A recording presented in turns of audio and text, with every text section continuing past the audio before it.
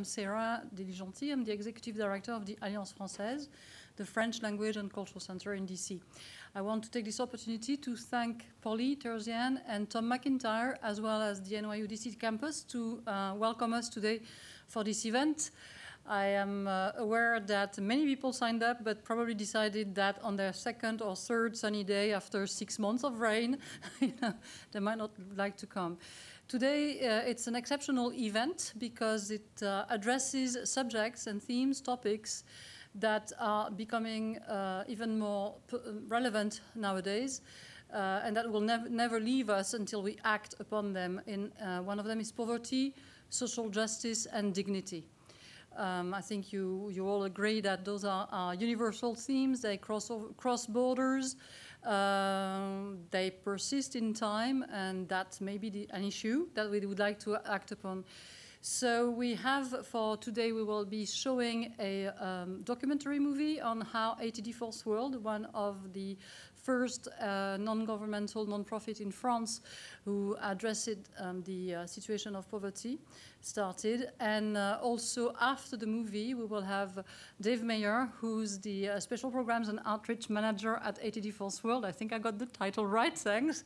As well as Jean-Michel Giraud from Friendship Place. Friendship Place is an NGO in DC which serves the homeless and try to rehabilitate them into normal life. They will be both in conversation, so I hope you stay for that part, because if you have any questions, that will be the moment to ask them.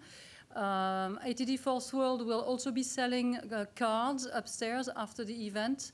We will have, after the conversation, a small reception upstairs with the traditional French wine and cheese. So you'll be able to buy the cards.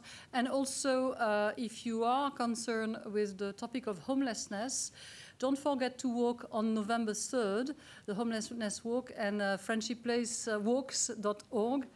friendshipwalks.org, well, you can walk with them. So a few years ago, I was telling Jean-Michel that I was walking first for a friend of mine who was volunteering in one of the kitchen, Miriam's Kitchen in DC, and it was freezing. And then a year later, I was walking with the board president of the Alliance Française, and we got soaking wet.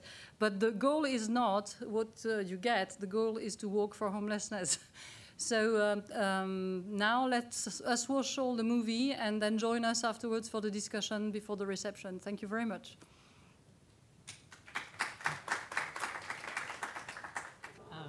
Thank you all for coming out tonight. Thank you, Alliance Française, NYU, for organizing this event, giving us a chance to come and talk. My name is Dave Meyer. I'm the Special Projects and Outreach Manager at ATD Fourth World USA. See, even I have trouble remembering the title sometimes. It's totally fine.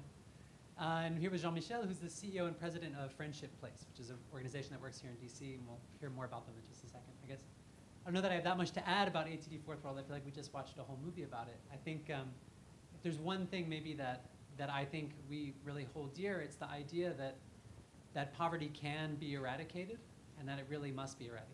That's something that all of us in our daily lives, we encounter poverty, whether it's seeing homeless people here in DC, whether it's probably passing people we don't even realize are homeless, or people we think are doing fine and instead are having trouble feeding their families. Jean-Michel was telling me earlier about a food pantry set up at American University for students because they realized that students couldn't afford food in all the stores around that area of DC.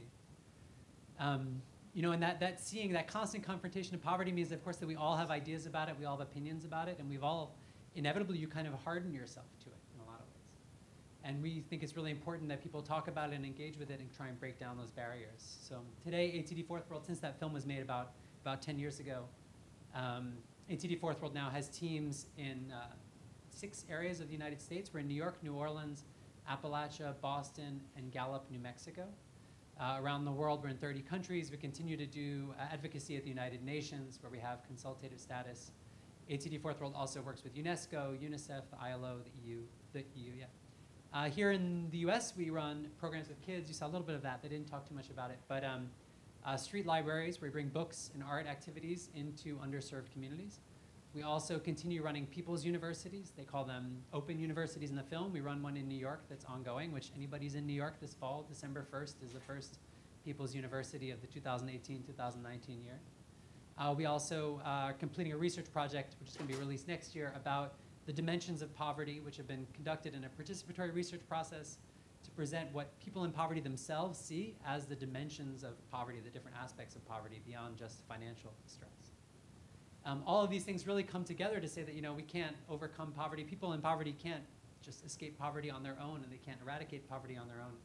But neither can wealthy people decide to do something about poverty and suddenly wipe it off the planet. It takes people from different backgrounds coming together. And I think if there's one thing which I would say about Friendship Place before I give Jean-Michel a chance to talk more about their work, it was really the fact that Friendship Place was born of that kind of engagement, of people in a community in Northwest DC deciding to say, are there homeless people in our neighborhood? And who are they? And then how can we help them? And so doing a study, finding out, and going out with respect to meet these people as neighbors and as members of our community, instead of just the people on the street or people who are takers rather than makers, and all these ways we tend to refer to people in poverty today. But maybe Jean-Michel, you can say a little bit more about that. Yes, good evening, and I'd like to thank Alliance Française and ATD Quart Monde and New York University for this invitation tonight. Very happy to be here with you. We're Friendship Place. We were founded in 1991 when there was a lot of opposition to open a large-scale shelter at Guy Mason Recreation Center in Upper Northwest. People in the neighborhoods were saying that homeless people were just walking around and then disappearing at night, and our founders would see them, the people in the morning, and then at night again, and decided that they were actually homeless neighbors. We coined the phrase. We started very small at a kitchen table, just community members, as Dave mentioned, really wanting to do something about homelessness. And this is the context of, the early 1990s, where there was a tent city on New York Avenue. The context you saw in the movie was the aftermath of World War II in France, where housing was in great shortage and the infrastructure simply wasn't sufficient. There's always a context that brings poverty. The context we're seeing now, of course, is the explosion of the real estate market, which doubled and tripled in a decade or so, and then the aftermath of people being left on the street, the working poor families, where the mom and the dad have a job. Up to 40% of homeless families in shelters have held jobs, depending on the year on the survey. It tells you that these folks are working, but they simply cannot afford to live close enough to their jobs, so they end up living in shelters. So we grew incrementally. When I joined, we were at $1 million budget, still at the neighborhood level, and through some steps that I'll take you through very quickly, because that's not what we're here for today. We are now a regional service organization serving DC and the 8 counties around us with a national reach through best practices, because we love the work, we're passionate about it. We love to share our models out there in conferences all over the US during the year. And when we're there, of course, we learn a lot and we bring practices back. So that's Friendship Place now, serving about 3,600 people a year. All over DC Metro, on the street, in Upper Northwest, for everybody, with our own private funds that we raise from the public, folks like you, foundations, schools, congregations. In the 8 wards for youth outreach with a mayoral grant, where we meet youth from all walks of life and all parts of the country, and 42% of these youth are LGBTQ. They have been asked to leave the home they were in different parts of the states and end up here because DC is a destination city, as we say in homelessness. It means that it's a city people think of coming to because they think they'll be more comfortable here, or because simply it's a large city. It's the end of a Greyhound line, and that's the case for, in homelessness, Miami, San Francisco, Los Angeles, Seattle, for instance. We are working a lot toward employment and job placement, using employment first, meaning that we believe that everybody is employable now. So we help the person get in touch with the skill set they can get a paycheck for now, and we put people in jobs in 60 to 90 days. This is non-traditional. Most of the activity around job placement is actually in the classroom here. It's a lot of work readiness, and we don't think that it's right to ask people to spend 6 to 8 weeks in the classroom with a placement rate at the end of 50%, for instance, for some of the programs. So we talk a lot about that because we want people to be in charge of their own rebuilding and empowered to do so on their own terms. We rehouse behind that with a 1-month subsidy. And there's, again, some city funding and a lot of private funds that go into this. For housing, we have embraced the Housing First model, 10 years into it. Come as you are. No questions are, particularly, as some of you know, around the use of drugs and alcohol, but also around the willingness to disclose that you have a mental illness or not, and the willingness or not to accept treatment. The housing comes first. The person or family rebuilds from inside. The person is safer, makes their own decision around the use of drugs and alcohol, legal or not, I always say that, based on their own desire to engage in treatment. But the housing never rides on that.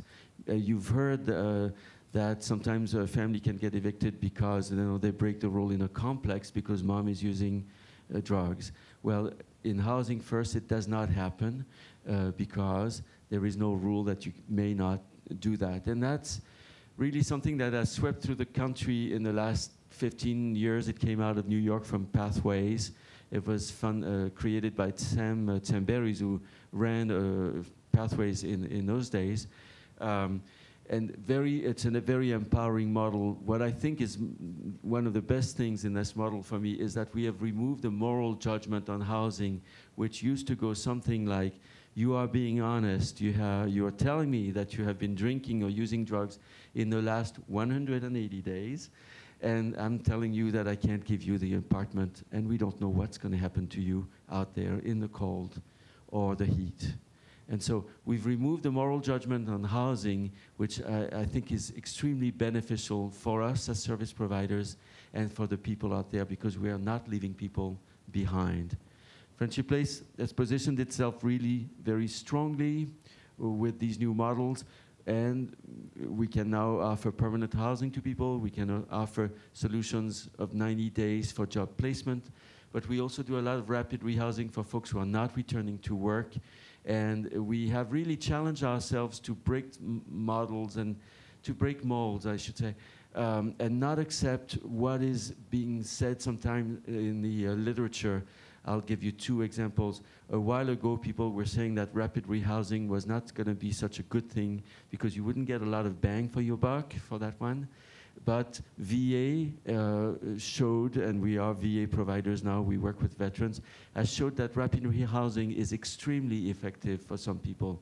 And there's still a debate on this in this city. Is rapid rehousing really a viable solution? And we believe it is, and we can prove that for about 550 veteran households every year. The other thing you read a lot in homeless services about is that prevention will not work. But we believe prevention does work, because if you can save a family, like the families you just saw, from becoming homeless and experiencing the trauma, because of course there is trauma associated with any form of homelessness. It starts when the city sends the marshals and puts all your things on the sidewalk, and the city is trying to do something about that right now, which is good. So if you can save the trauma associated with homelessness, becoming homeless, for a family, for a child, you've seen the adults testifying about their childhood years, which were broken, basically. You have done a lot. So we are trailblazers in that way. We speak a lot. We're change agents. We love to have more volunteers all the time, so please come and see us. friendshipplace.org is our website. Great, thank you. I realized I neglected to mention at the beginning that we do have time for questions. We just ask that people wait for when there's microphones are ready, because the event's being live streamed and recorded for later, and if you don't have a microphone, then we won't be able to hear your questions. So there are some microphones coming down. I'll just add real quickly, I was really struck by the phrase you used of not leaving anyone behind. I think that's something which we found is often at the core of communities in poverty themselves, is that they want the most excluded to be included. Things like a few years ago, the United Nations and their original proposal for the Sustainable Development Goals talked about reducing extreme poverty by 50%. And when we brought that to communities we know in the developing world, the immediate reaction with the families was, oh, well, that's not me. that you're going to help the other 50%. You're going to come in here, and obviously I'm the one who's always lost out, so I'll be the one who loses out again. And we've brought that message back to the UN and got them to change it, and now the UN's goal is leave no one behind, is actually the exact words they're using, which is lovely to hear you say it too, because it's so, these programs are so much more effective and so much more impactful when they really do seek out the most excluded and start from that. So, there was a question. Hi, thank you for this film showing and the forum.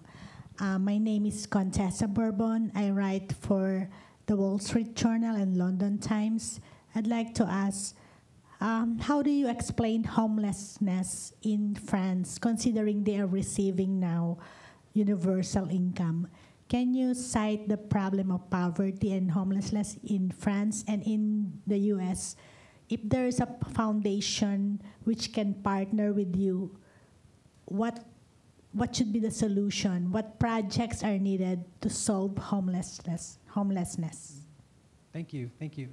I will hold back from commenting too much on homelessness in France. I have to confess that while I work for a French organization who does some fantastic work, I don't necessarily understand the ins and outs of the French social welfare state and things like the CMU and the revenue minimum and things like that. So I'm not sure that I can necessarily speak to like what the actual social programs are in France and how that impacts people.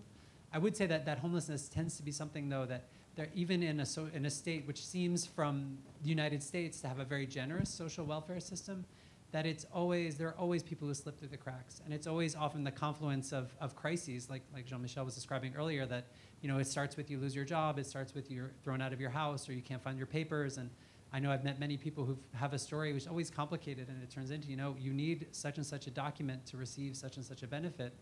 And when you don't have that, the process of getting that takes a lot more support than just showing up to an office and being able to check a box.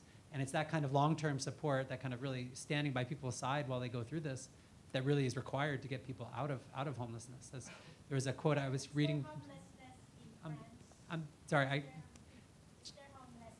Oh, there's definitely homelessness in France. Yeah, absolutely. I mean, and I'll let Jean-Michel maybe speak more about. There's homelessness in France and poverty. I'm French as well. The EU is actually trying to get 20 million people out of poverty by 2020. It's one of their goals. So it tells you right there that there are some deep issues, even in countries where you don't expect them, same as we have them here.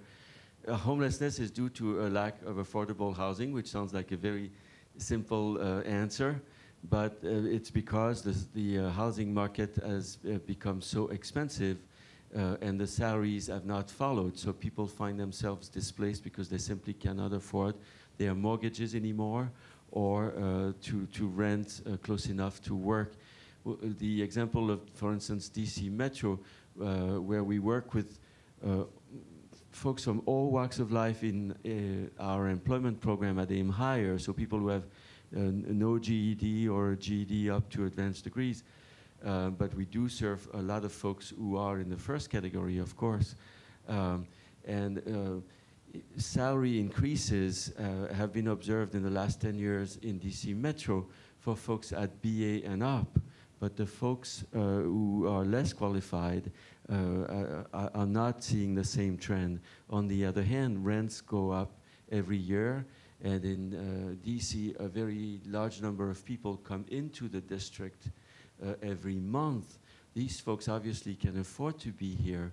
So they are added competition for the folks who are at the lower part of the economic ladder, and therefore the pressure on the housing market, particularly the rental market, is extreme. That's why a lot of families are now moving just over the line, for instance, into Prince George's County, further out, where they're going to have more of a burden traveling back to jobs every day when they work in the district. So if you can partner with the foundations, we just need, you need to have a microphone, I'm sorry, or else they can't hear it. I'm just asking you again because you didn't reply. I'm just asking if there's a foundation which can help your group, what particular projects are needed for the homeless? Well, we need folks who could help us pay for the employment program, because we put so much money out of our own pocket into that program, and because we would love to scale it up, but we can't. So as a result, even though we're in an employment first model, we have a wait list, which is almost incoherent, but it is what it is. Staff and volunteers carrying caseloads can only handle so many people and work with each person well at any one point, and then you got to saturation. So we certainly could use money to get more people employed. We feel that our model is especially effective, but also to help us bring that model out to other groups. And we have the capacity to do that, but again, we don't have the means to do that, because we would like to, we have trained a number of groups in DC Metro, and the city actually funded us last year to do that. But we feel that this model is particularly helpful and could be a game changer, not just here in DC, but in the rest of the US. We often get requests for technical assistance when we present it. And then, of course, more discretionary funds to house people quickly who have lost their homes and need to get back into these homes, a new home, as quickly as possible. So if you have discretionary funding, and we do some of that at our own level each year based on the donations we receive, it's called direct housing, we're able to help a single person or a family get back into a home very quickly, because if you wait, the downward spiral activates and there is more rebuilding to do. Every day that goes by, every week, the family can become more disorganized, and it's harder and harder for this family to hold things together as they may be separated because a teenager is 16 and now he cannot be in the shelter with his family, and other examples like that. So to help us, the funds from a foundation at a large scale would help us act quickly and well the way we need to. And then the list goes on. We could do more work in every one of our specialty areas, of course. Isn't that like every nonprofit's dream question? Is Absolutely, what could a foundation yes. give you money to do? It is. Thank you for that. Actually, I've got comments and question to answer the lady.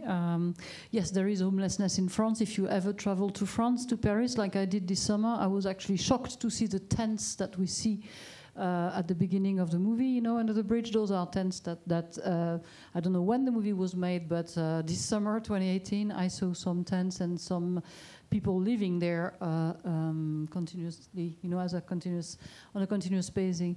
What is striking, though, and I do agree with Jean-Michel, and certainly Dave, you probably are on the same line, that yes, the rental markets and the unaffordability of housing makes it really a cause of homelessness and poverty, starting the cycle of poverty, as a matter of fact. Recently in the news, they were, you know, sort of congratulating themselves on this piece of news saying that people were less poor than they were a few years ago, but I wonder whether that's the truth or whether the criteria for the definitions of poverty have changed, and if you could enlighten us on those criteria. What makes a person designated as a poor person? Obviously, it's probably not, and I'm talking about the industrial world, okay? I'm not talking about the third world here, because ATD Fourth World, the fourth world is the poor within the industrialized world.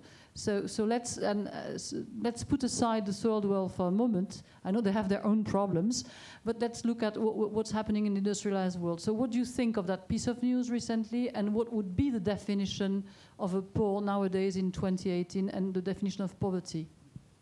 So the way poverty is defined right now in the United States is we have an official poverty line, and you're either above it or below it, and the official poverty line is basically was defined in the 1950s when there's a notion that the average family spent 1/3 of their monthly budget on food. And so somebody from the Department of Agriculture looked at what it cost to buy a minimum, was the cheapest healthy diet you could buy, and then they multiplied that by 3. And they said, well, there you go. That's, if you've got that, then you've got enough. And since then, now the average family, I think, spends something closer to 10, 12% of their budget on food, and yet we still calculate poverty the same way. So the result is that the poverty line, pretty much, I think everyone agrees, grossly underestimates what the actual amount of poverty is in the United States. And so people tend to either talk about 1.5 times the poverty line or 2 times the poverty line, but the government still reports based on that number, which is really, at this day, a very arbitrary number. what the poverty rate should be in this country? You know, actually United Way had a very interesting study which came out a month or two ago. I don't know if you saw this as well, but where they looked at whether people were able to afford their basic needs. And they had a list. It was, you know, do you ever have trouble paying for food? Do you ever have trouble paying the rent, your utility bills, your phone? And the result, I think they put it at something like 40% of Americans basically have a hard time getting by. And that is, for me, that strikes much closer to what we see in a daily basis in our work. And that strikes me as a much more, you know, whether it's a perfect measure, whether we can really say all those people are living in poverty is a different question, of course. But I think that's a much more realistic image of what exactly people's lives are like. At the same time, I think, you know, this is important to our heart at ATD Fourth World to remember that poverty isn't just a lack of money. That some of us, you know, I was poor when I was in college, but I would hardly say that I've lived in poverty in my life, right? I was in college, I wasn't earning anything, and I was getting an education, and I was, you know, I got a job afterwards, and that was it. But technically, according to the federal poverty statistics, I wasn't earning enough, so I probably counted as someone living in poverty at that time. But it's important to remember, though, that people who are living in poverty generation after generation, people who are living their whole lives and are facing discrimination, who are facing the stigma that goes along with poverty, that it's a lived experience, which is very different from just saying we don't have enough money. And there's a professor at Oxford University a few years ago who he's now doing a research project in partnership with ATD Fourth World, but who traveled around the world interviewing people in different countries who lived in poverty and asking them to describe poverty in their own words. And what he found was that someone in Uganda will tell you, you know, poverty is substandard housing. And someone in Norway will tell you poverty is substandard housing. But obviously, a house in Uganda and a house in Norway are very different things. But the result was what he said, you know, unifies poverty across all these countries and all these contexts was shame. And he called his book The Poverty of Shame. The Shame of Poverty, rather. The idea being that really what unifies the lived experience of poverty around the world, no matter whether it's developed or developing, is the shame that people are living with and the discrimination and the stigma that they're confronted with. And that's, I think sometimes that kind of capturing that dimension would add a lot more to our understanding of poverty than just looking at whether they have 3 times what a healthy diet would require, a minimum healthy diet would require. So, yeah. Well, you can also look at other figures, the fact that there are so many households in the US who are living on less than $3 a day. I mean, a simple figure that just drives it home, right? Because we all know that a household on $3 a day is not going to be able to put food on the table. And it's the case here in the district. For instance, in some neighborhoods where children in the morning take a turn having breakfast because there's food associated with an activity at school. So today, you skip breakfast, your sister has it because you're getting the food at school. I mean, there are simple quotes and measures, the number of people, single people in the country living on less than $8,000 a year, the households of 4 living on less than $25,000. I mean, you can go on and on. 7 million people are doubled up with other people, meaning that they're sleeping on their floors, in their basements or on their couches, and they don't control the lease where they are or the mortgage. Therefore, they could be asked to go at any one point. Numbers can be tricky because of the way we count.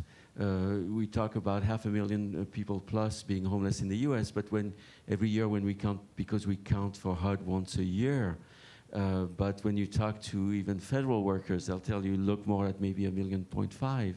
And so figures are tricky, but the fact is this is not going away.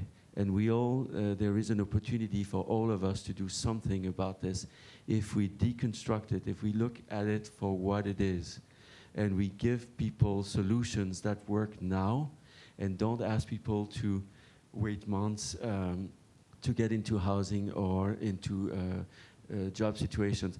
The #1 driver in the district for family homelessness is domestic violence, right? So there are some issues that are lateral to homelessness that we can have a direct impact on. But there's got to be a true commitment, and I think the district is doing a good job. Family homelessness has gone way down in the last few years here, which is encouraging, but we're not done. We have to come up with new solutions, and we have to dedicate more funding, and not just here in DC, but in other cities and counties in the country, if we're going to get to the root of the issue.